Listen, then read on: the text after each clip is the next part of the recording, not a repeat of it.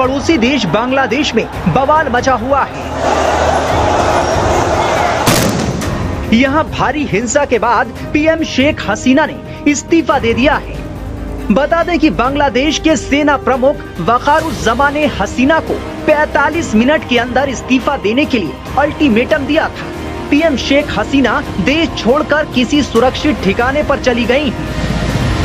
वहीं प्रदर्शनकारी शेख हसीना के घर में घुस गए और तोड़फोड़ करने लगे। देश के कई इलाकों में प्रदर्शनकारी जीत का जश्न मनाते दिखे।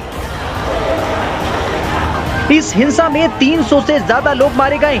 शेख हसीना के साथ उनकी बहन ने भी ढाका छोड़ दिया है। बांग्लादेश आर्मी चीफ ने हसीना से कहा था कि उनको सम्मानजनक तरीके से इस्तीफा देकर सत्ता से हट जाना चाहिए।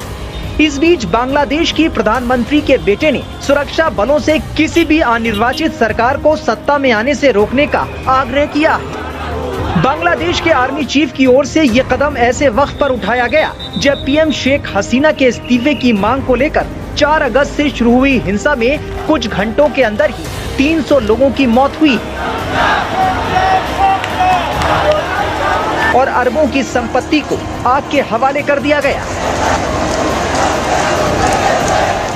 सभी बड़े शहरों में लाखों की तादाद में लोग शेख हसीना के इस्तीफे की मांग करते हुए सड़कों पर उतर आए। बांग्लादेश में बीते कुछ दिनों में प्रदर्शनों के दौरान हिंसा में 300 लोगों की मौत हो चुकी है।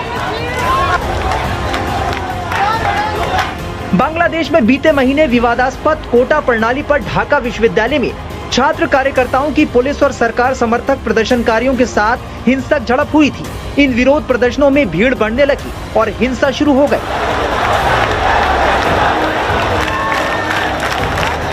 सुप्रीम कोर्ट ने कोटा घटाने का फैसला दिया तो चीजें ठीक होती दिखी, लेकिन 4 अगस्त को हसीना के इस्तीफे की मांग करते हुए लाखों की तादाद में लोग सड़कों पर उतर आए और चीजें शेख हसीना के हाथ से निकलती चली गईं। 4 अगस्त को ही अलग अलग हिंसक घटनाओं में 100 से ज्यादा लोगों की मौत हो गई। बता दें कि इससे पहले भी कई बार बांग्लादेश में इस मुद्दे पर हिंसा भड़क चुकी है। दरअसल प्रदर्शनकारियों की मांग है कि 1971 के स्वतंत्रता संग्राम सेनानियों के परिजनों के लिए 30% सरकारी नौकरियों को आरक्षित करने वाली कोटा प्रणाली को समाप्त किया जाए। पहले जब हिंसा भड़की थी तब कोर्ट ने कोटे की सीमा को घटा दिया था, लेकिन हिंसा नहीं थमी और अब प्रदर्शनकारी शेख हसीना का इस्तीफा मांग रहे थे। अब तक हिंसा घटनाओं में करीब 15,000 लोगों को गिरफ्तार किया जा चुका है। प्रदर्शनकारियों ने पुलिस स्टेशनों, सत्तारूढ़ पार्टी के कार्यालयों और उनके नेताओं के आवासों पर हमला किया और कई वाहनों को जला दिया।